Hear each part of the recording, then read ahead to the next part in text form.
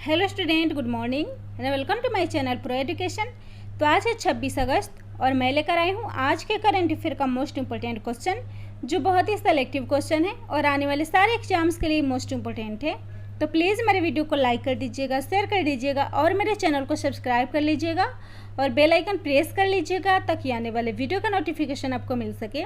और इस वीडियो के PDF का लिंक डिस्क्रिप्शन बॉक्स में है, आप वहाँ से PDF डाउनलोड कर सकते हैं। तो चलिए शुरू करते हैं आज की करंट अफेयर का मोस्ट इंपॉर्टेंट क्वेश्चन।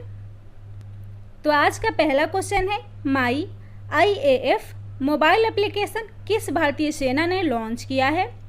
तो इसका राइट आंसर होगा ऑप्शन सी, वायुसेना। और इस एप्लीकेशन को भारतीय वायुसेना में शामिल होने वाले इच्छुक उम्मीदवारों को करियर से संबंधित जानकारी और विवरण प्रदान करने के लिए लॉन्च किया गया है और इसके माध्यम से भारतीय वायुसेना में अधिकारियों और एयरमैन दोनों के लिए चयन प्रक्रिया, प्रशिक्षण पाठ्यक्रम, वेतन और भत्ते आदि के विवरण की जानकारी प्राप्त की जा सकेगी। तो भारतीय वायुसेना यानी कि इंडियन एयरफोर्स स्थापना हुई थी 8 अक्टूबर 1932 में। हेडक्वार्टर है नई दिल्ली और वायुसेना अध्यक्ष हैं air chief marshal Rakesh Kumar Singh Bhadauria. और वायुसेना दिवस प्रत्येक वर्ष 8 अक्टूबर को मनाया जाता है। तो इस क्वेश्चन में बात हो रही है इंडियन एयरफोर्स की। तो हाल ही में commander in chief air marshal VR Chaudhary पश्चिमी कमान के कमांडर नियुक्त हुए हैं और भारतीय नौसेना एकेडमी के कमांडेंट MA हम्पी होली बने हैं। और हाल ही में इंडियन एयरफोर्स के कमांडरों का सम्मेलन न्यू दिल्ली में संपन्न हुआ है और भारतीय वायुसेना ने एयरबोर्न रेस्क्यू पॉड अर्पित को लॉन्च किया, जिसका उद्देश्य है कोरोना वायरस महामारी में दूर दराज या पहाड़ी क्षेत्रों में रहने वाले लोगों को वहां से निकालना और उनकी मदद करना। और तेजस MK-1 FOC-11 लड़ाकू विमान हाल ही में इंडियन एयरफोर्स में शामिल किया गया है, जो इंडियन एयरफोर्स का पहला स्क्वाड्रन है। अगला क्वेश्चन है, किस देश में आर्मी फोरम में इंडिया पवेलियन का उद्घाटन किया गया है? तो इसका राइट आंसर होगा ऑप्शन ए, रूस। तो रूस के आर्मी फोरम में इंडियन पवेलियन का उद्घाटन हाल ही में किया गया है और इस फोरम में वैश्विक सैन्य अधिकारियों, शोधकर्ताओं और रक्षा उद्योगों के विशेषज्ञों के बीच हथियारों, सैन्य उपकरणों का डिजाइन, निर्माण, संचालन में 3D प्रौद्योगिकी के अनुप्रयोग के बारे में विचार विमर्श किया जाएगा। और इस फोरम का आयोजन रूसी रक्षा मंत्रालय द्वारा 23 से 29 अगस्त के बीच में मॉस्को के पास पैट्रियट पार्क में किया जा रहा है। तो इस फोरम का आयोजन रूस में किया गया है। राजधानी है मॉस्को। प्रधानमंत्री है मिखाइल मिशुस्टिन। राष्ट्रपति है व्लादिमीर पुतिन। करेंसी है रशियन रूबल। और रूस ने हाल ही में MGTD-20 गैस टरबाइन 3D का सफल परीक्षण किया है और कोविड-19 वैक्सीन स्पुतनिक V को सफलतापूर्वक रजिस्ट्रेशन करने वाला विश्व का पहला देश रूस है। अगला क्वेश्चन है, महिला ब्रिटिश ओपन 2020 का खिताब किसने जीता है? तो इसका राइट आंसर होगा ऑप्शन डी, सोफिया पोपोव। तो इस खिताब को सोफिया पोपोव ने जीता है और सोफिया पोपोव जर्मनी की एक गोल्फर हैं जिन्होंने स्कॉटलैंड के रॉयल ट्रोन में स्ट्रोक से थाईलैंड की जैस्मिन सुवानापुरा को हराकर इस खिताब को अपने नाम किया है। और इसके साथ ही सोफिया LPGA टूर का खिताब जीतने वाली जर्मनी की पहली महिला गोल्फर बन गई हैं। तो सोफिया पोपोव जर्मनी की गोल्फर हैं। जर्मनी जो यूरोप महाद्वीप में स्थित एक देश है। राजधानी है बर्लिन। राष्ट्रपति हैं फ्रैंक वाल्टर स्टाइनमायर। चांसलर है एंजेला मर्केल और करेंसी है यूरो। अगला क्वेश्चन है, किसके द्वारा ज्वेलर्स के पंजीकरण और नवीनीकरण की ऑनलाइन प्रणाली शुरू की गई है? तो इसका राइट आंसर होगा ऑप्शन ए, रामविलास पासवान। तो इस ऑनलाइन पोर्टल को रामविलास पासवान जी के द्वारा शुरू किया गया है और यह पोर्टल ज्वेलर्स और उद्यमियों के लिए व्यवसाय करने की प्रक्रिया को आसान करेगा, जिन्होंने हॉल मार्किंग केंद्र की स्थापना की है और वर्तमान में भारत में 234 जिलों में 921 हॉल मार्किंग केंद्र है और इस पोर्टल को लॉन्च किया है उपभोक्ता मामले के खाद्य और सार्वजनिक वितरण मंत्री रामविलास पासवान जी ने। तो इस क्वेश्चन में दिए गए बाकी ऑप्शन को भी डिफाइन कर लेते हैं। तो इस क्वेश्चन का फर्स्ट ऑप्शन है अर्जुन मुंडा, जो जनजातीय मामलों के मंत्री हैं और इन्होंने हाल ही में tribes India showroom, try food परियोजना और सुरक्षा पोर्टल को लॉन्च किया है।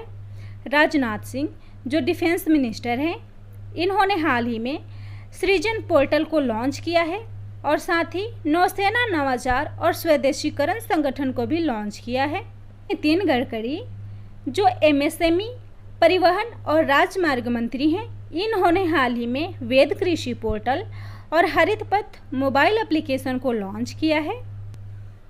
अगला है, किस देश ने अपने पृथ्वी अवलोकन उपग्रह का 5वां सीरीज गाओफिन 9 लॉन्च किया है? तो इसका राइट आंसर होगा ऑप्शन डी, चीन।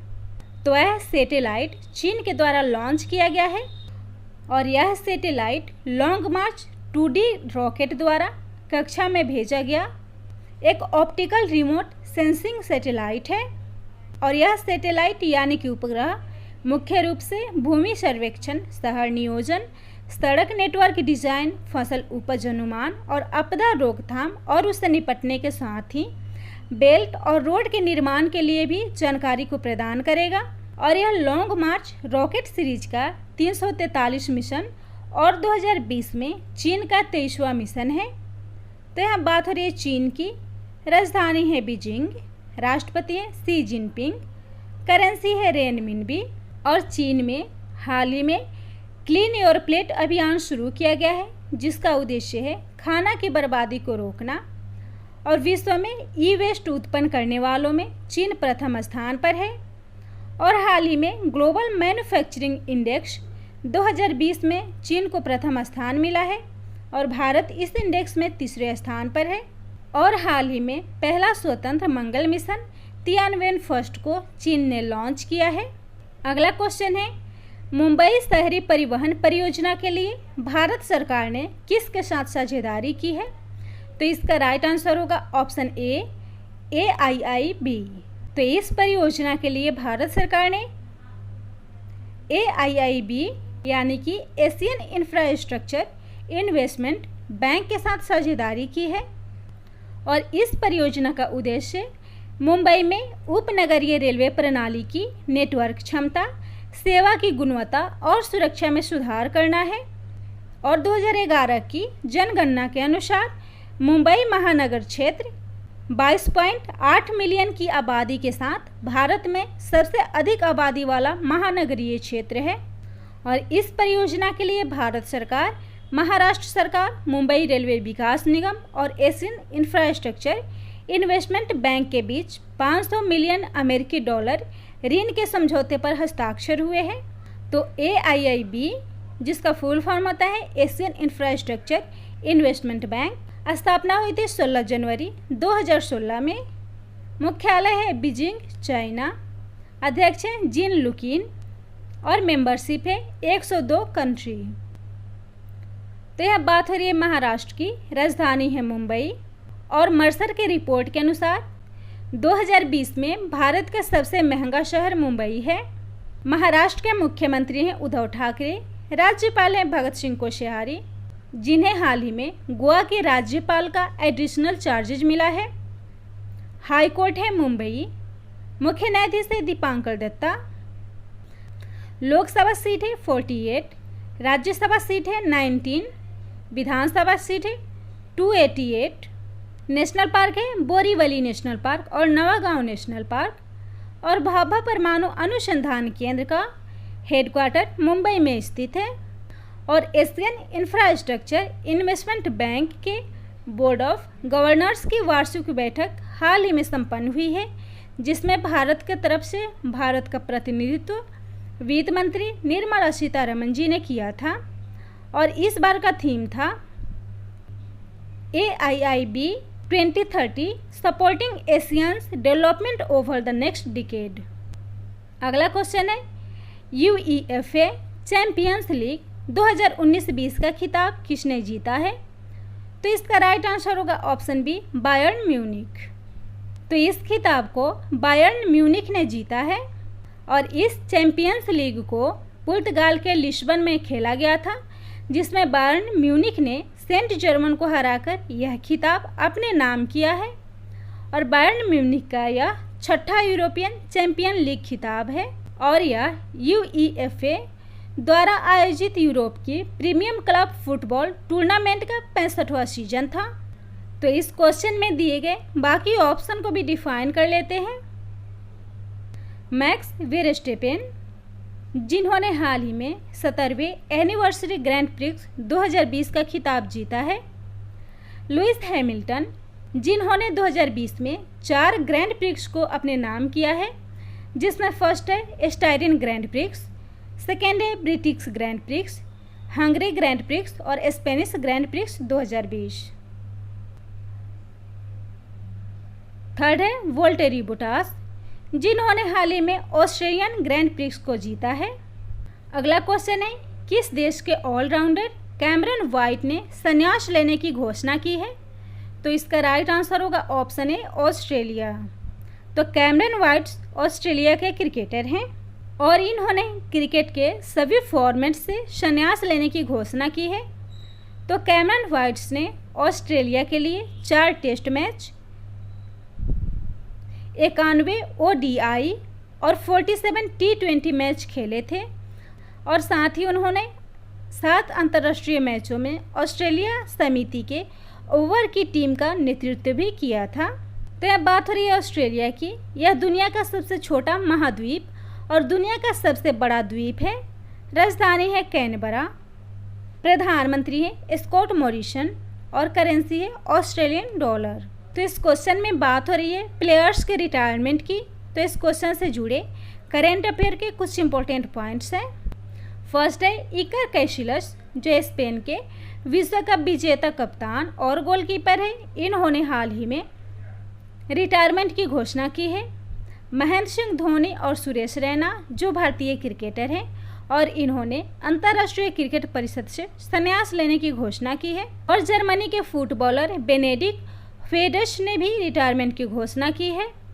और वर्ल्ड रेसलिंग इंटरटेनमेंट से सुपरस्टार रेसलर अंडरटेकर ने भी संन्यास लेने की घोषणा की है। श्रीलंका की महिला क्रिकेटर श्रीपाली वेराकोडी ने भी क्रिकेट से संन्यास लेने की घोषणा की है। अगला क्वेश्चन है, गैस्ट्रिक कैंसर पुस्तक किसके द्वारा लॉन्च की गई है?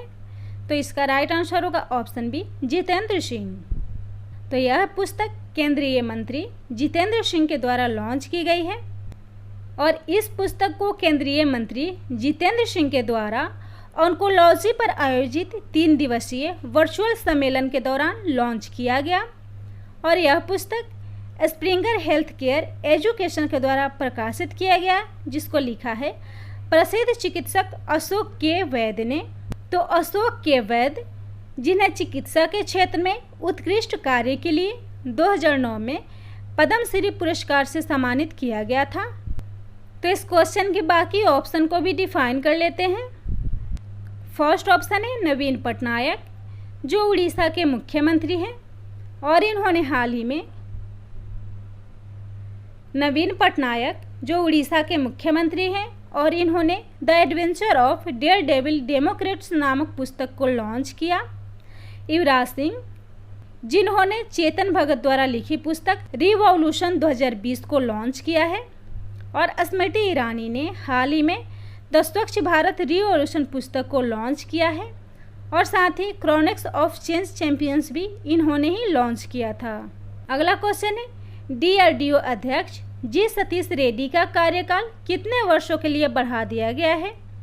तो इसका राइट आंसर होगा ऑप्शन सी, 2 साल। तो इनके कार्यकाल को 2 साल के लिए बढ़ा दिया गया है और जी सतीश रेड्डी एक प्रसिद्ध भारतीय वैज्ञानिक हैं, जिन्हें रक्षा अनुसंधान और विकास संगठन के अध्यक्ष के रूप में 2 साल का कार्यकाल दिया गया था और उन्हें 2 साल के लिए अगस्त 2018 में इस पद पर नियुक्त किया गया था और इसके अलावा वह 26 अगस्त से 2 वर्षों के लिए रक्षा अनुसंधान एवं विकास संगठन के सचिव भी होंगे। तो यहाँ बात हो रही है DRDO की, जिसका फुल फॉर्म होता है defence research and development organisation, यानी कि रक्षा अनुसंधान एवं विकास संगठन। स्थापना हुई थी 1958 में। मुख्यालय है नई दिल्ली। अध्यक्ष हैं G सतीश रेड्डी।